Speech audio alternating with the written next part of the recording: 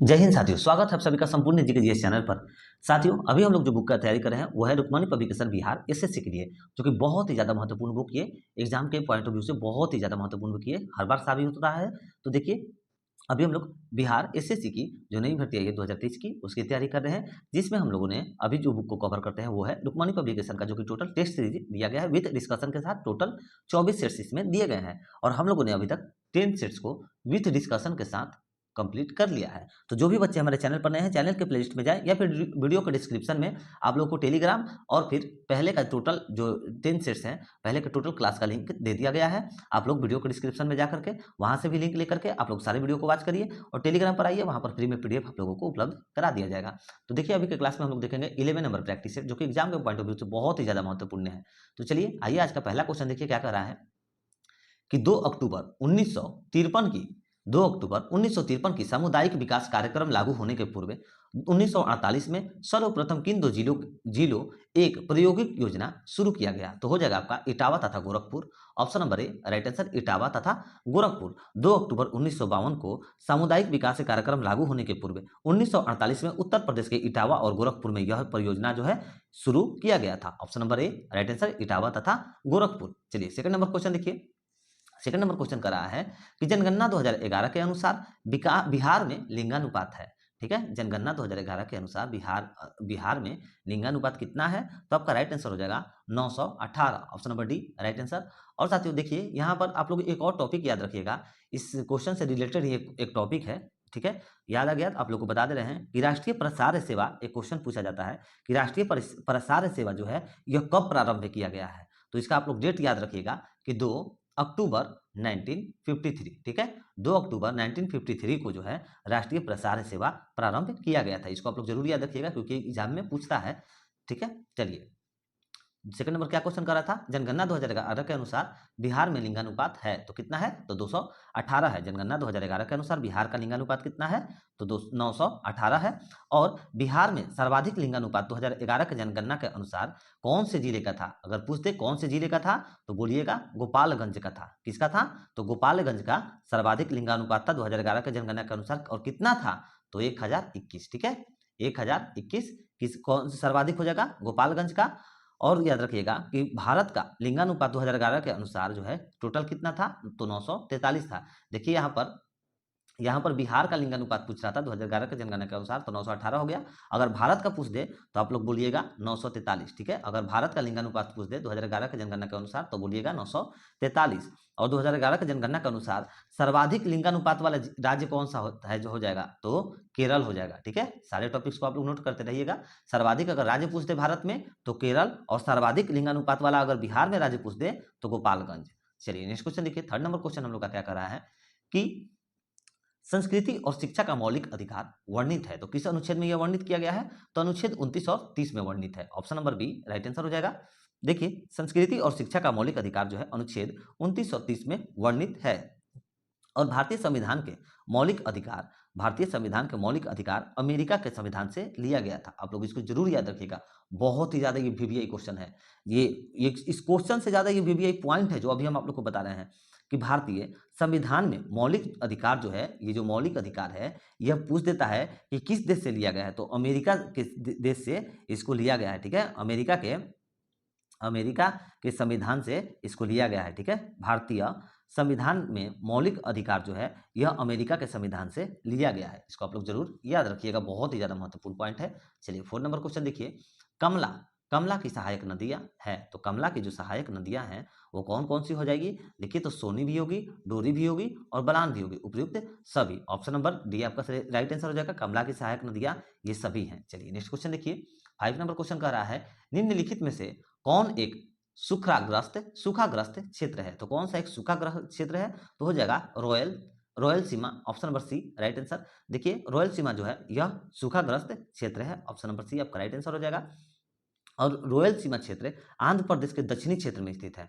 कहां पर यह स्थित है? तो आंध्र प्रदेश के दक्षिणी क्षेत्र में रॉयल सीमा क्षेत्र स्थित है। और भारतीय मौसम विभाग के अनुसार जहां पर 50 सेंटीमीटर से कम वार्षिक वर्षा रिकॉर्ड किया जाता है उसको हम लोग सूखाग्रस्त घोषित कर दिया जाता है। उस जगह को सूखाग्रस्त घोषित कर दिया जाता है। किस जगह को? तो भारतीय मौसम विभाग के अनुसार जहां पर 50 सेंटीमीटर, ठीक है, 50 सेंटीमीटर से कम वार्षिक वर्षा रिकॉर्ड किया जाता है वहां की जगह को हम लोग सूखाग्रस्त कह दिया जाता है। चलिए 6 नंबर क्वेश्चन देखिए। 6 नंबर क्वेश्चन कह रहा है कि आर्थिक उदारीकरण का जनक किसे कहा जाता है? तो आर्थिक उदारीकरण का जनक जो है डॉक्टर मनमोहन सिंह को कहा जाता है। Option number B right answer हो जाएगा। आर्थिक उदारीकरण, ठीक है, उदारीकरण का जनक डॉक्टर मनमोहन सिंह को कहा जाता है। चलिए 7 नंबर क्वेश्चन देखिए क्या कह रहा है। 7 नंबर क्वेश्चन कि भारत एवं पाकिस्तान का विभाजन किस योजना के तहत हुआ था?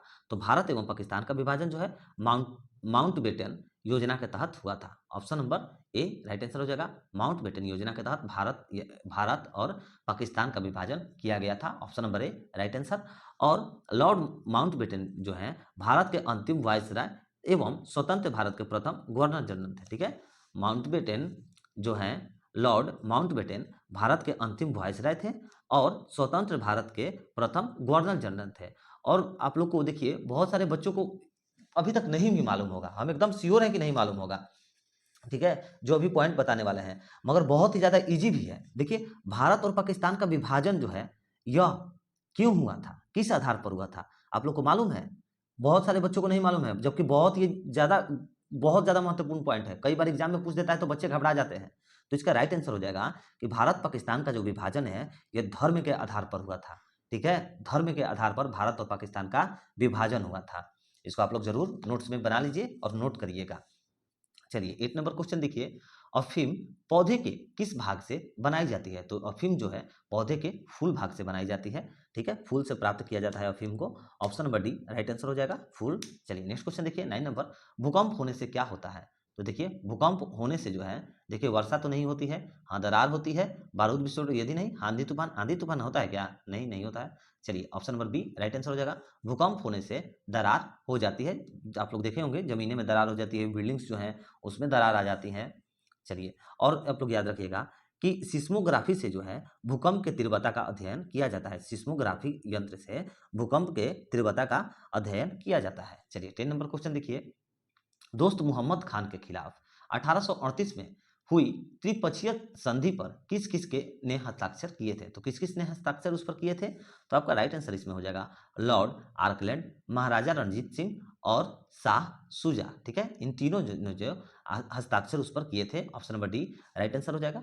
देखिए दोस्त मोहम्मद खान के खिलाफ 1838 ईस्वी में 1838 में हुई त्रिपक्षीय संधि पर लॉर्ड आर्कलैंड, महाराजा रणजीत सिंह और शाह सुजा ने हस्ताक्षर किए थे। ऑप्शन नंबर डी आपका सही आंसर हो जाएगा।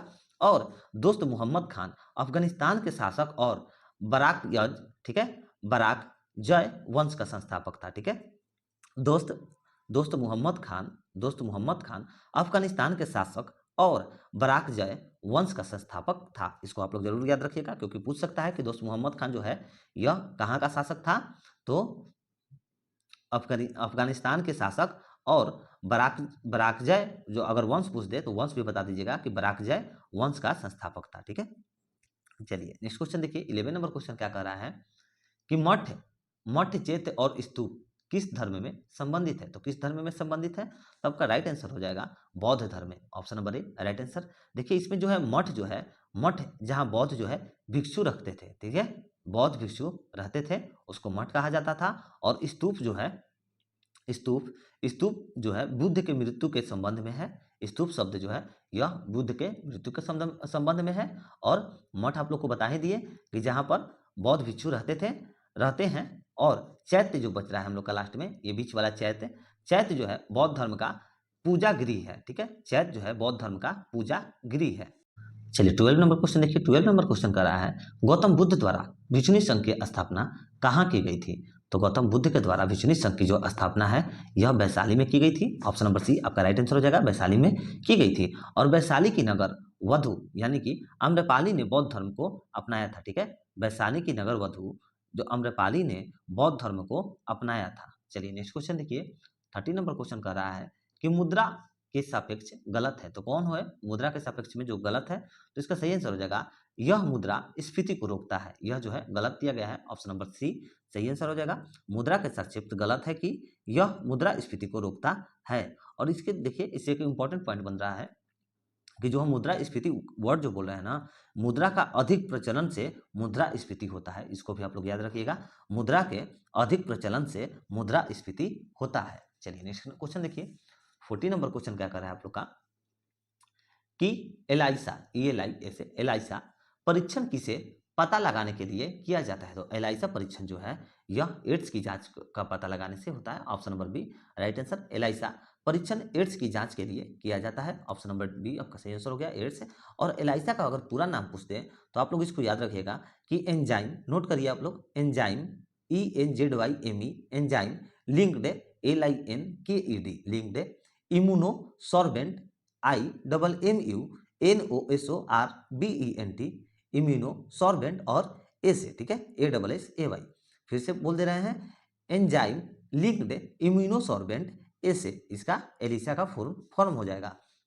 और जो HIV है, ठीक है, HIV इससे पता चलता है कि व्यक्ति को एड्स या फिर पीड़ित है या नहीं। जो ये जांच है ना एलिसा, ठीक है, पहले आप लोग याद रखिएगा कि एलिसा परीक्षण जो है किससे पता लगाने के लिए होता है, तो एड्स के परीक्षण का पता लगाने के लिए होता है। और एलिसा का फुल फॉर्म क्या हो गया, तो एंजाइम लिंक्ड इम्यूनोसॉर्बेंट ए से। और आप लोग याद रखिएगा कि इससे जो ये एलिसा है, इससे यह पता लगाया जाता है, इस जांच से यह पता लगाया जाता है कि व्यक्ति जो है, सामने वाला व्यक्ति है, उसको एड्स हुआ है या फिर वो एड्स से पीड़ित नहीं है। चलिए 50 नंबर क्वेश्चन देख लीजिए कि भारत में पंचायती राज व्यवस्था का शिल्पी किसे कहा जाता है। भारत में पंचायती राज व्यवस्था का शिल्पी किसे कहा जाता है, तो इसका सही आंसर हो जाएगा आप लोग का BR मेहता को कहा जाता है, option number C right answer. देखिए भारत के पंचायती राज व्यवस्था का वास्तुकार या फिर शिल्पी बलवंत राय मेहता को कहा जाता है, यानी कि BR मेहता, इन्हीं को कहा जाता है बलवंत राय Mehta, option number C right answer. और पंचायती, इससे आप लोग याद रखिएगा, एक बहुत ही ज़्यादा इंपॉर्टेंट टॉपिक है कि पंचायती राज सूची का जो विषय है, पंचायती राज जो है यह राज्य सूची का विषय है। आप लोग याद रखिएगा, पंचायती राज राज्य सूची का विषय है। और बिहार पंचायती राज अधिनियम कब पारित किया गया, अगर पूछ दे तो आप लोग बोलिएगा 2006 में, ठीक है, क्योंकि ये क्वेश्चन बहुत बार पूछा हुआ है कि बिहार पंचायती राज अधिनियम कब पारित हुआ था। तो इसको आप लोग नोट कर लीजिए, 2006 में पारित हुआ था। चलिए 60 नंबर क्वेश्चन देख लीजिए, घाटे की वित्त व्यवस्था एक साधन है, ठीक है, घाटे की वित्त व्यवस्था एक साधन है। तो इसका आप लोग का सही आंसर हो जाएगा राजकोषीय नीति का साधन है। घाटे की वित्त व्यवस्था एक साधन राजकोषीय नीति का है, ऑप्शन नंबर सी आपका सही आंसर हो गया, राजकोषीय नीति का है। और इंपॉर्टेंट पॉइंट इससे आप लोग देख लीजिए कि घाटे की वित्त व्यवस्था को हिनार्थ या प्रबंधन भी कहते हैं, ठीक है, घाटे की वित्त अवस्था को हिनार्थ या फिर प्रबंधन कहते हैं। और घाटे की वित्त व्यवस्था के अंतर्गत किसी देश की सरकार की आर्थिक कमजोरी को दर्शाती है, ठीक है, घाटे की वित्त व्यवस्था के अंतर्गत किसी देश की सरकार की आर्थिक कमजोरी को दर्शाती है। चलिए 70 नंबर क्वेश्चन देख लीजिए क्या कह रहा है, निम्नलिखित में से कौन मुगल शासक 15 वर्ष तक निर्वासन में रहा। तो कौन जो है मुगल शासक जो कि 15 वर्षों तक निर्वासन में रहा था, तो इसका सही आंसर हो जाएगा आप लोगों का Humayun, option number C right answer. देखिए मुगल शासक हुमायूं जो है यह 15 वर्षों तक निर्वासन में रहा। और हुमायूं जो है 1540 से 1500 ईस्वी तक भारत से बाहर निर्वासित रहा था। कब से कब तक, अगर वर्ष पूछ दे तो वर्ष बता दीजिएगा, 1540 से 1555 तक, ठीक है, यही वो टाइम है, 1540 से 1555 तक जो है भारत से बाहर निर्वासित रहा था। कौन, तो मुगल रहा था, सॉरी मुगल शासक हुमायूं रहा था। और हुमायूं जो है 1530 से लेकर के 1540 तक भारत का शासक रहा था, ठीक है। हुमायूं अगर पूछते कि कब से कब तक शासक रहा था, तो 1530 से 1540 तक भारत का शासक हुमायूं रहा था। और जनवरी 1526 में हुमायूं का मृत्यु हुआ था, ठीक है। अगर इसका मृत्यु पूछते तो जनवरी 1526 में, नहीं सॉरी 1556 हो जाएगा, ठीक है, जनवरी 1556 में हुमायूं का मृत्यु हुआ था। आप लोग इसे भी नोट कर लीजिए। चलिए नेक्स्ट क्वेश्चन देखिए, गुलबर्ग एक जमाने में किस राज्य की राजधानी थी। तो गुलबर्ग जो है यह एक जमाने में भारत के बहमनी राज्य की राजधानी थी, option number C right answer हो जाएगा, बहमनी राज्य की राजधानी थी। और बहमनी राज्य की स्थापना जो है 1347 ईस्वी में हसन गंगू ने किया था। कब, 1347 ईस्वी में, 1347 1747 ईस्वी में बहमनी राज्य की स्थापना किया गया था। किसके द्वारा किया गया था? तो हसन गंगू ने किया था, इसको याद रखिएगा। चलिए नेक्स्ट क्वेश्चन देखिए, 19 नंबर क्वेश्चन कर रहा है, अल बरूनी ने किसके राज्यकाल का वर्णन किया है? तो अल बरूनी ने किसके राज्य का वर्णन किया है? तो आपका राइट आंसर हो जाएगा अल बरूनी महमूद गजनवी के राज्यकाल का वर्णन किया है। ठीक है, आपका सही आंसर हो जाएगा। देखिए आपका राइट आंसर इसका हो जाएगा option number A, Mahmud Ghaznavi का। ठीक है, अल बरूनी महमूद गजनवी के राज्यकाल का वर्णन किया है, option number A right answer. और अल बरूनी जो है मोहम्मद गजनवी के राज्यकाल में भारत आया था। ठीक है, अल बरूनी मोहम्मद गजनवी के राज्यकाल में भारत आया था। और एक देखिए बहुत ही ज़्यादा अभी आप लोग को इंपॉर्टेंट पॉइंट बता रहे हैं, इसको आप लोग पहले चलिए कलम उठाइए, कॉपी उठाइए और जल्दी से फटाफट इसको नोट करिए, बहुत ज़्यादा इंपॉर्टेंट पॉइंट है। अगर आप लोगों से पूछते कि मोहम्मद गजनवी ने भारत पर कितनी बार आक्रमण किया था, ये जो मोहम्मद गजनवी है, मोहम्मद गजनवी यह भारत पर कितनी बार आक्रमण किया था, तो आप लोग को ये पता होना चाहिए मोहम्मद गजनवी भारत पर 17 बार आक्रमण किया था। ठीक है, भारत पर कितनी बार? तो भारत पर 17 बार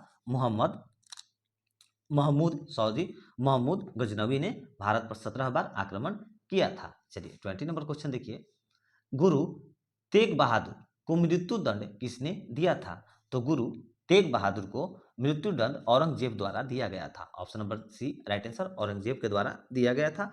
और गुरु तेग बहादुर जो है सिख के 9वें गुरु थे। गुरु तेग बहादुर सिख के 9वें नंबर गुरु थे।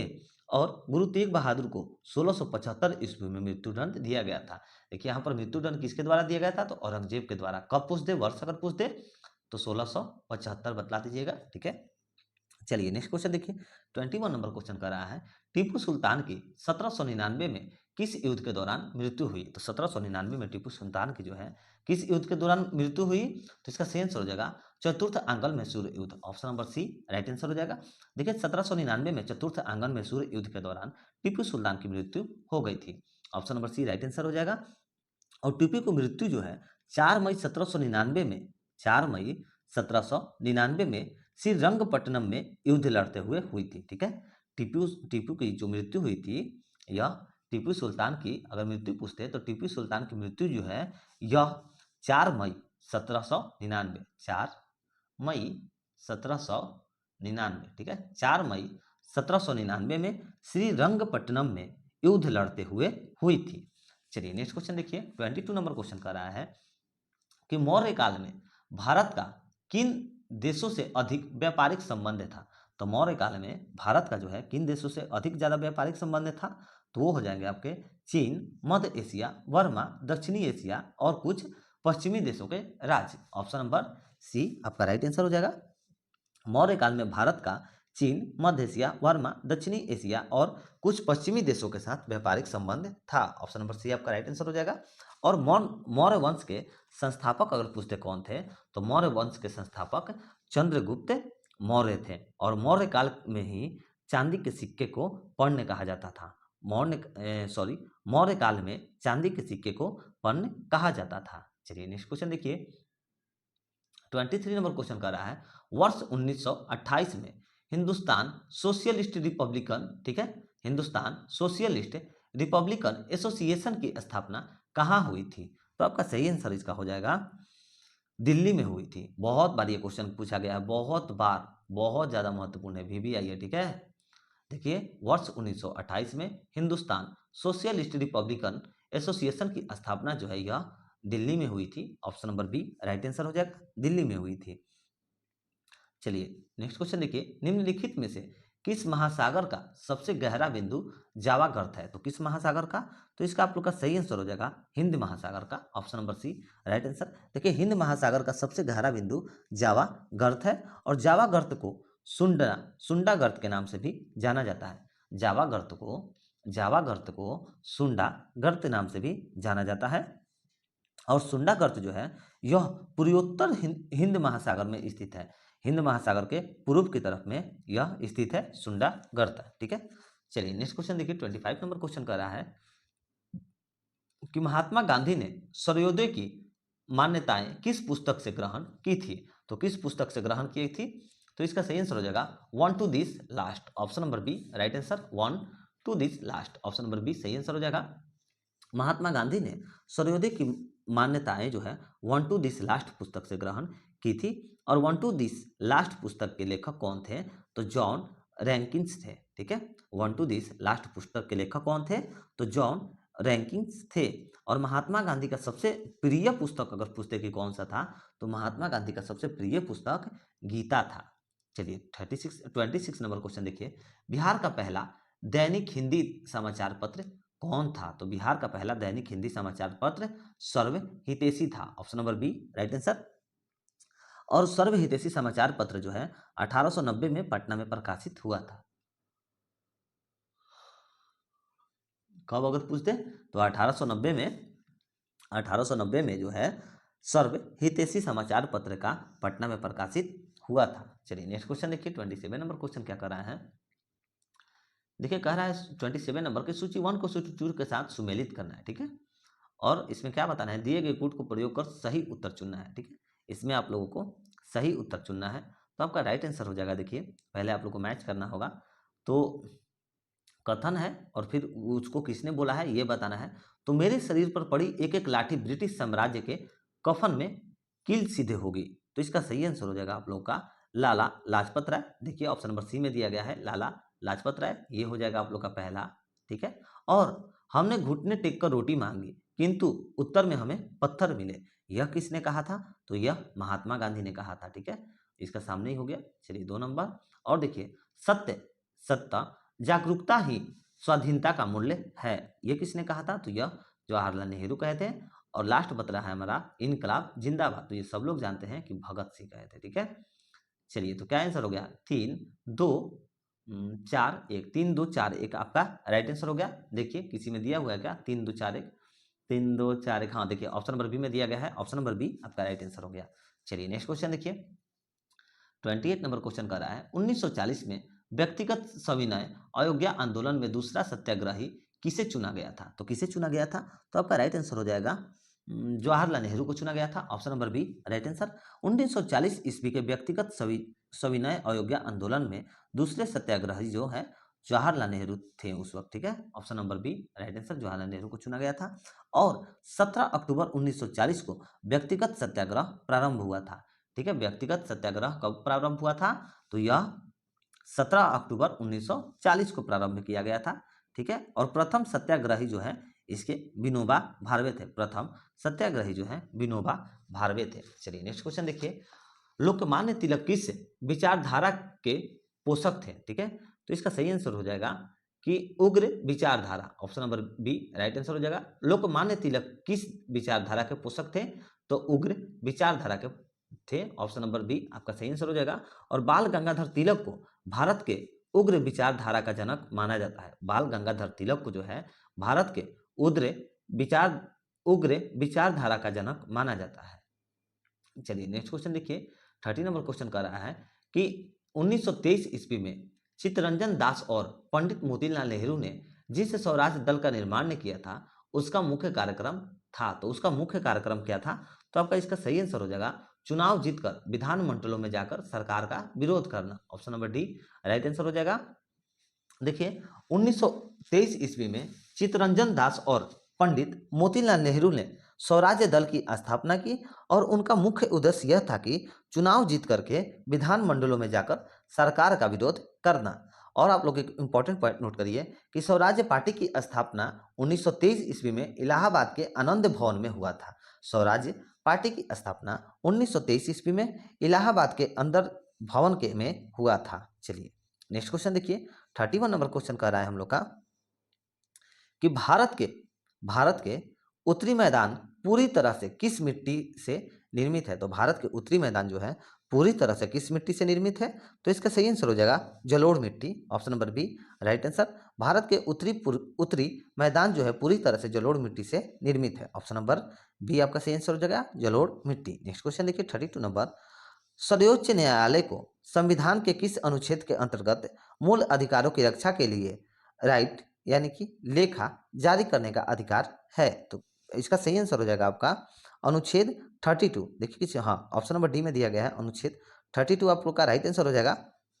अनुच्छेद 32 के अधीन सर्वोच्च न्यायालय संविधान के अधीन अधिकारों की रक्षा के लिए रीट जारी कर सकते हैं। ऑप्शन नंबर डी आपका राइट आंसर हो गया।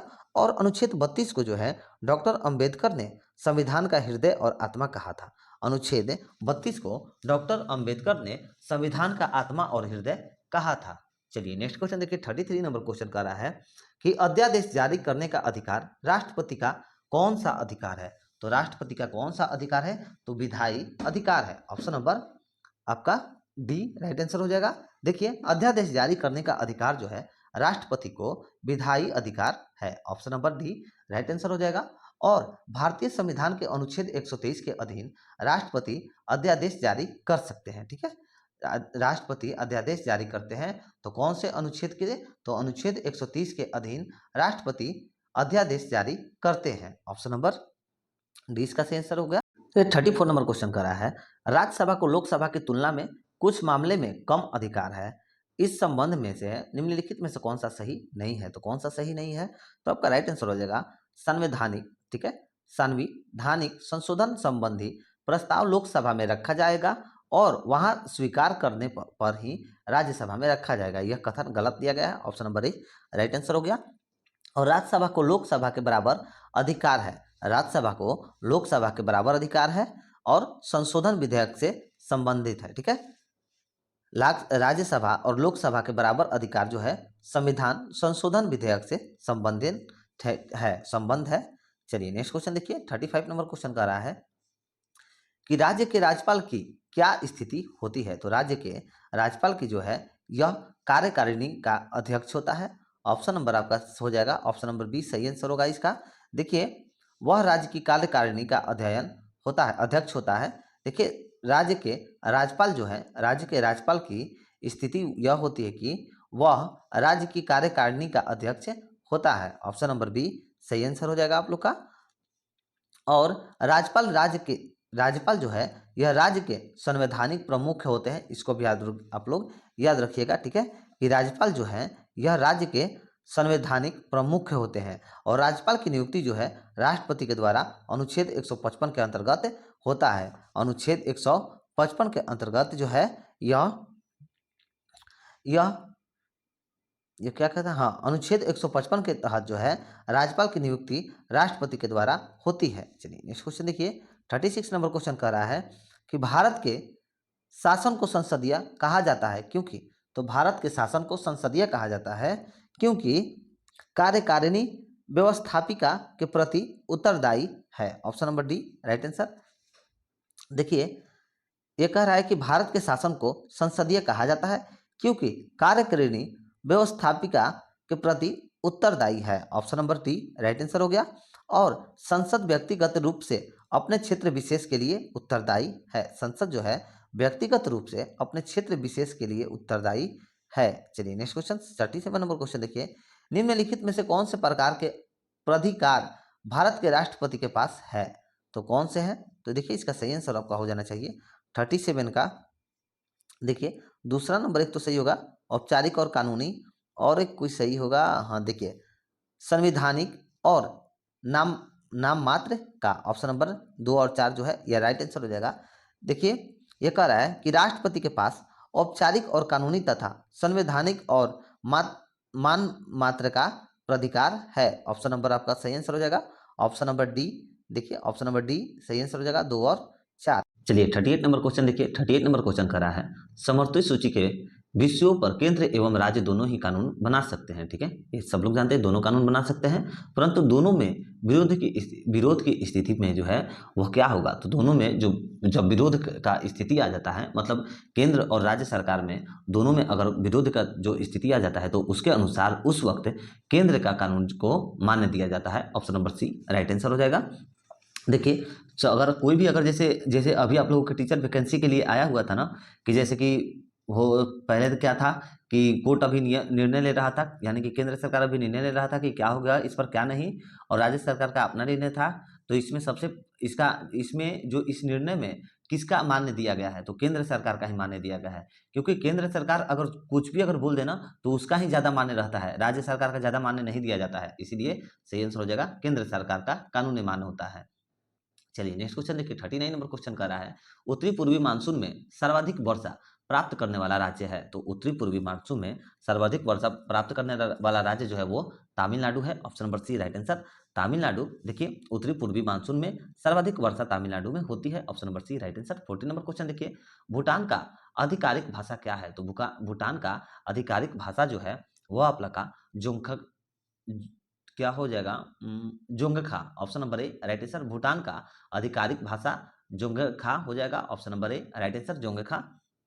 और भूटान का राष्ट्रीय खेल क्या है? अगर राष्ट्रीय खेल पूछा, भूटान का अगर राष्ट्रीय खेल पूछते तो आप लोग बताइएगा तिरंगबाजी। ठीक है, तिरंगबाजी जो है यह भूटान का राष्ट्रीय खेल है। चलिए नेक्स्ट क्वेश्चन देखिए, 41 नंबर क्वेश्चन क्या कह रहा है कि निम्नलिखित में से किसको पर्ल ऑफ साइबेरिया कहा जाता है? पर्ल ऑफ साइबेरिया किसको कहा जाता है? तो आपका राइट आंसर हो जाएगा बेकाल झील को कहा जाता है। Option number C right answer. Baikal झील को पर्ल ऑफ साइबेरिया कहा जाता है। और विश्व की सर्वाधिक गहरी झील जो है रूस के साइबेरिया क्षेत्र में ही स्थित बैकाल झील है। ठीक है, और इसकी गहराई अगर पूछते कितनी है तो 1642 मीटर। ठीक है, 1642 मीटर है। इसका मतलब कि अगर फीट में अगर पूछते तो 5387 फीट। चलिए नेक्स्ट क्वेश्चन देखिए, 42 नंबर क्वेश्चन कर रहा है सीढ़ीदार खेती। ठीक है, सीढ़ीदार खेती अधिक होती है तो कहां पर अधिक होती है? तो इसका सही आंसर हो जाएगा आप लोगों का पर्वतीय क्षेत्र में अधिक होती है। Option number B right answer. सीढ़ीदार खेती जो है पर्वतीय क्षेत्र में अधिक होती है। और सीढ़ीदार खेती जो है चाय के लिए बहुत ही ज्यादा उपयुक्त होता है।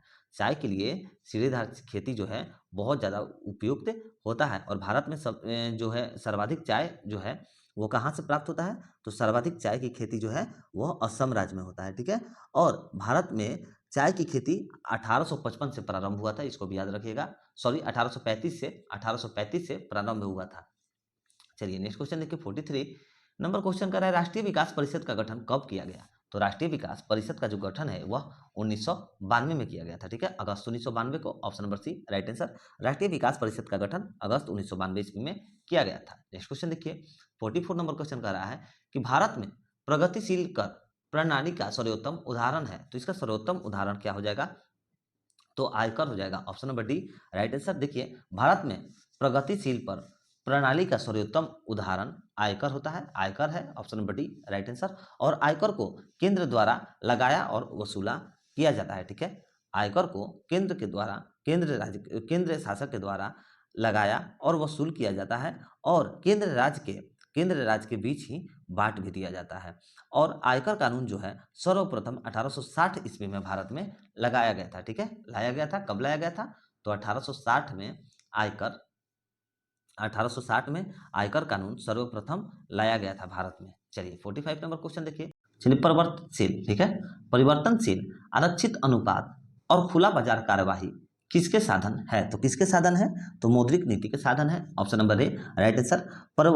परिवर्तनशील आरक्षित अनुपात और खुला बाजार कार्यवाही जो है मौद्रिक नीति का साधन है। Option number A right answer मौद्रिक नीति। और मौद्रिक नीति की घोषणा जो है आरबीआई के द्वारा किया जाता है। मौद्रिक नीति की घोषणा आरबीआई के द्वारा किया जाता है।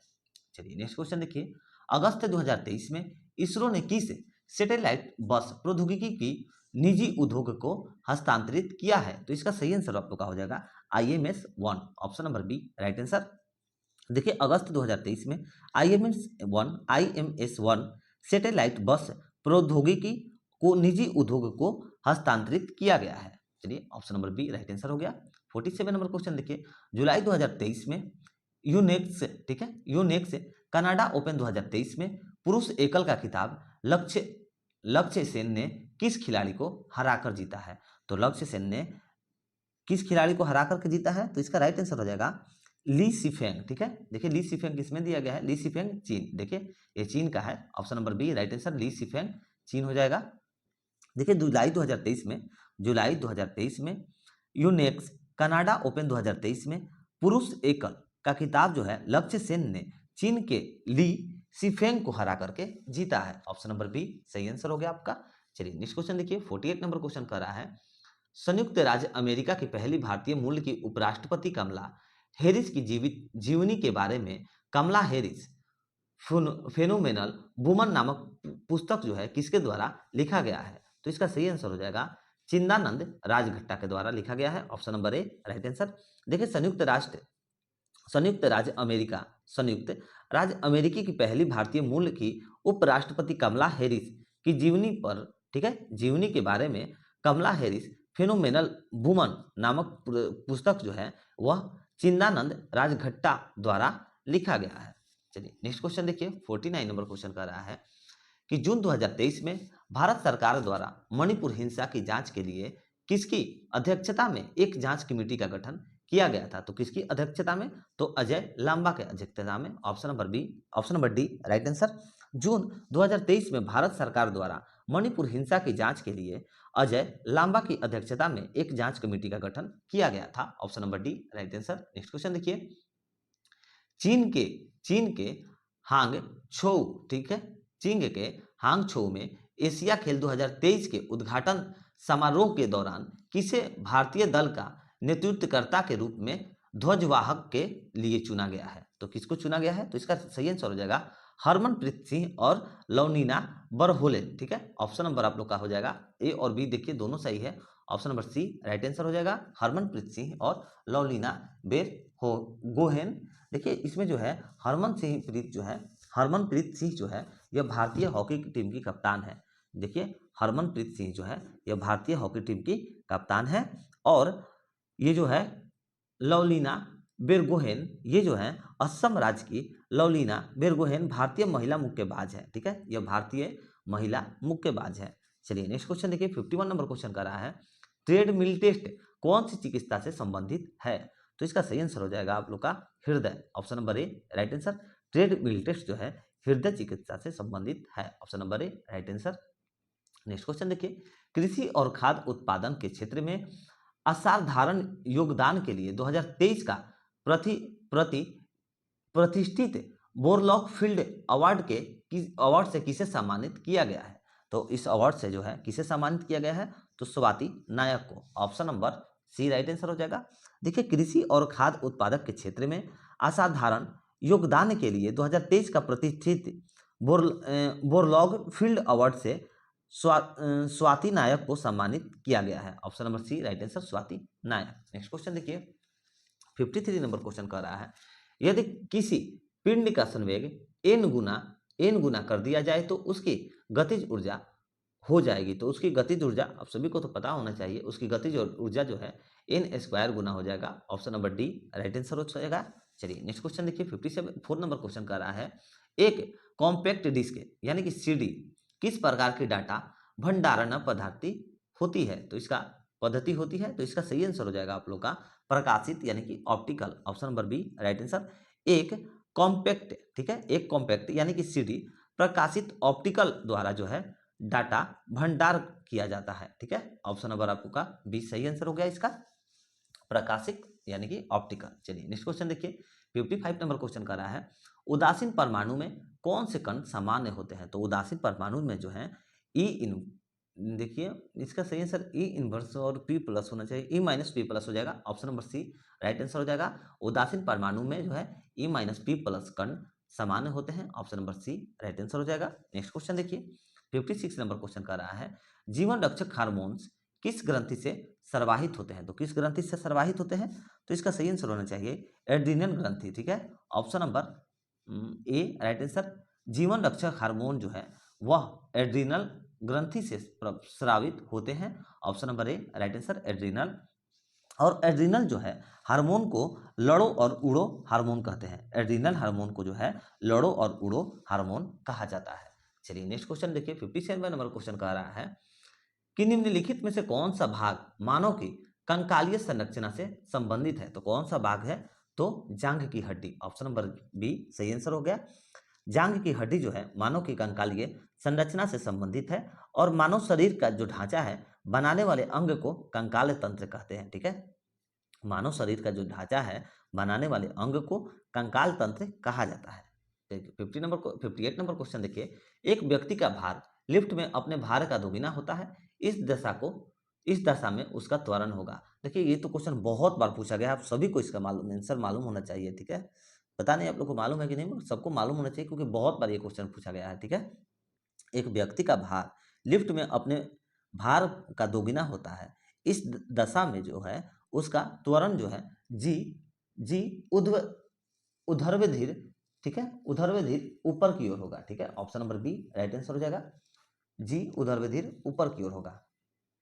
ऑप्शन नंबर बी सही आंसर। नेक्स्ट क्वेश्चन देखिए, मानव शरीर विज्ञान के संदर्भ में निम्न में से कौन सा लोब मुख्य रूप से दृश्य सूचना से संबंधित है? तो इसका सही आंसर आप लोग का हो जाएगा कि occipital lobe. Option number B right answer. मानव शरीर क्रिया विज्ञान के संदर्भ में ऑक्सीपिटल ऑक्सीपिटल भाग मुख्य रूप से दृश्य सूचना से संबंधित है। नेक्स्ट क्वेश्चन देखिए 60 नंबर क्वेश्चन, निम्नलिखित में से क्या एक गुणसूत्र संबंधी विकार है? तो कौन सा हो जाएगा इसका? तो देखिए इसका हो जाएगा आपका डाउन संरक्षण, ठीक है, डाउन्स संरक्षण। Option number D right answer. देखिए डाउन्स संरक्षण जो है एक गुणसूत्र संबंधी विकार है और इसमें टोटल 21 गुणसूत्री यानी कि त्रिसूत्री हो जाता है, ठीक है, इसमें टोटल 21 गुणसूत्री त्रिसूत्री हो जाता है। और इस रोग से जो है ग्रसित रोग होता है, जैसे कि मंदबुद्धि, आंखें टेढ़ा होना, जीभ मोटा होना, ये सब रोग इस रोग का अनियमित ढांचा है, ठीक है, शरीर का अनियमित ढांचा हो जाता है अलग अलग, इसी रोग के कारण होता है। चलिए नेक्स्ट क्वेश्चन देखिए 61 नंबर क्वेश्चन का रहा है, पराबैंगनी विकिरण के दुष्प्रभाव हैं, ठीक है, दुष्प्रभाव हैं। तो इसका सही आंसर हो जाएगा आप लोग का देखिए ये सभी हो जाएगा, मनुष्य के रोग प्रतिरोधी क्षमता का नष्ट होना, ये हो जाएगा, मोतियाबिंद होना, चमड़ी का कैंसर होना और शैवाल उत्पादन को 6 से 12% कम करना, ठीक है। तो इसका जो है सभी हो जाएगा, सभी जो है पैराबैंगनी विकिरण के दुष्प्रभाव है, ठीक है, option number D right answer.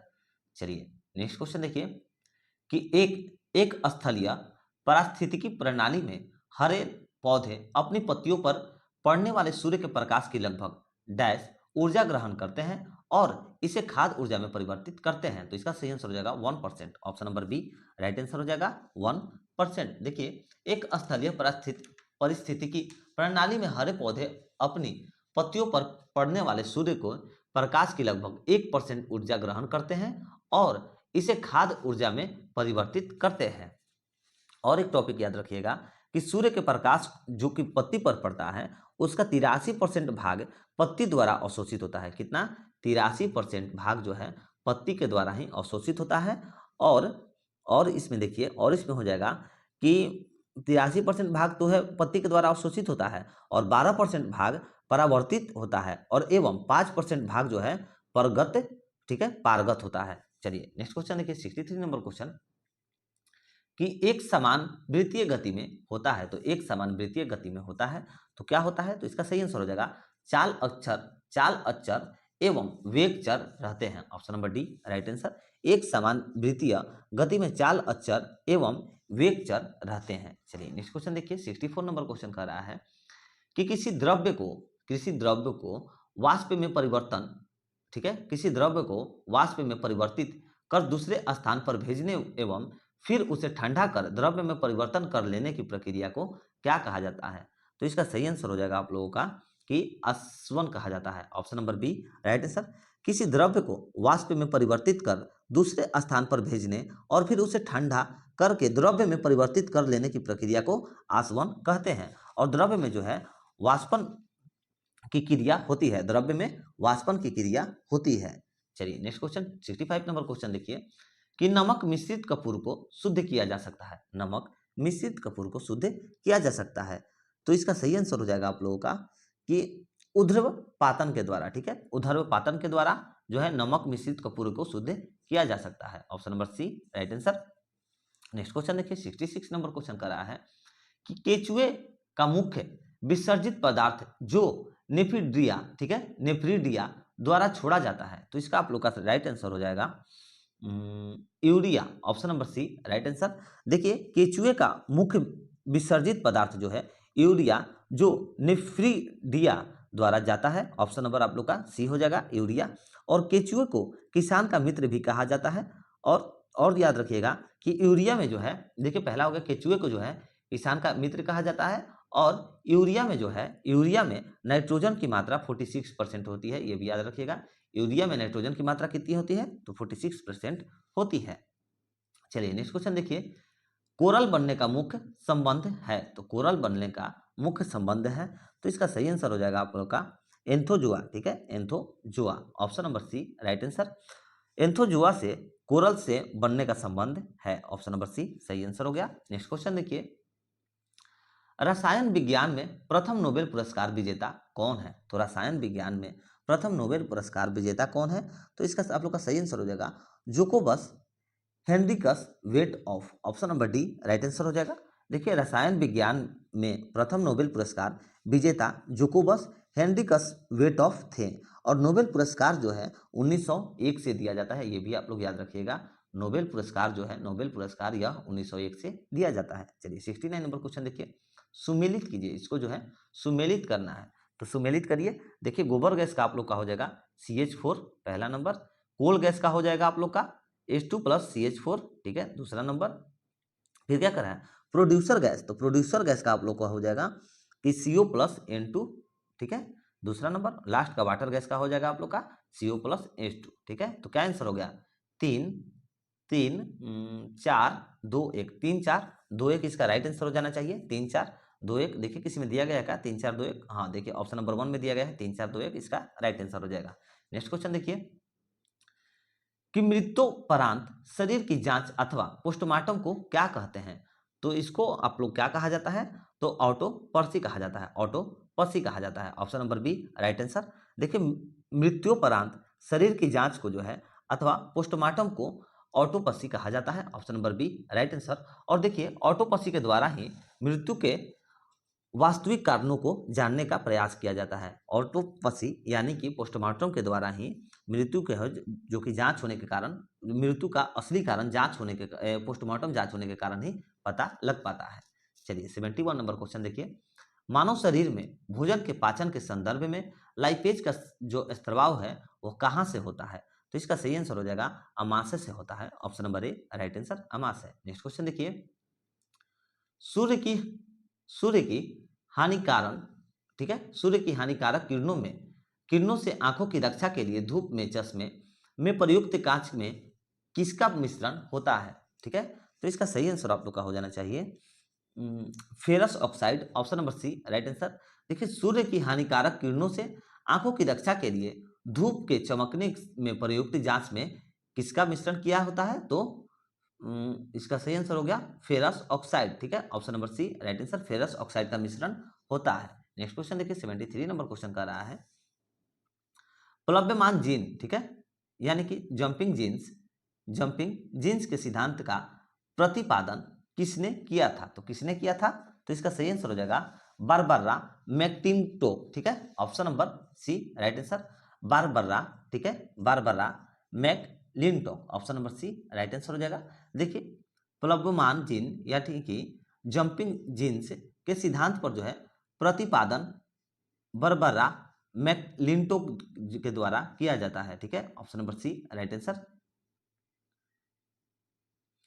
चलिए 74 नंबर क्वेश्चन देखिए कि मक्खन वह कोलाइड है जिसमें, तो मक्खन जो है वह कोलाइड है जिसमें वसा में जल परिक्षिप्त होते हैं। Option number B right answer हो जाएगा। मक्खन वह कोलाइड है जिसमें वसा में परिक्षिपित होते हैं, वसा में परिक्षिपित होते हैं जल। ऑप्शन नंबर बी आप लोग का सही आंसर हो जाएगा। और आप लोग एक पॉइंट याद रखिएगा कि कोलाइड एक रासायनिक मिश्रण होता है जिसमें एक वस्तु दूसरी वस्तु में समान रूप से परिक्षेपित होते हैं, ठीक है।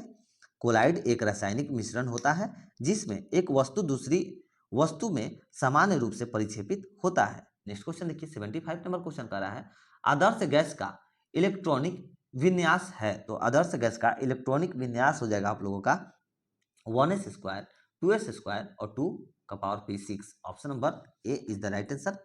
और याद रखिएगा आप लोग टॉपिक कि आदर्श गैस के वाह्यतम सेल में जो है 2 या 8 इलेक्ट्रॉन रहता है, ठीक है। आदर्श गैस के वाह्यतम सेल में 2 या 8 इलेक्ट्रॉन रहता है।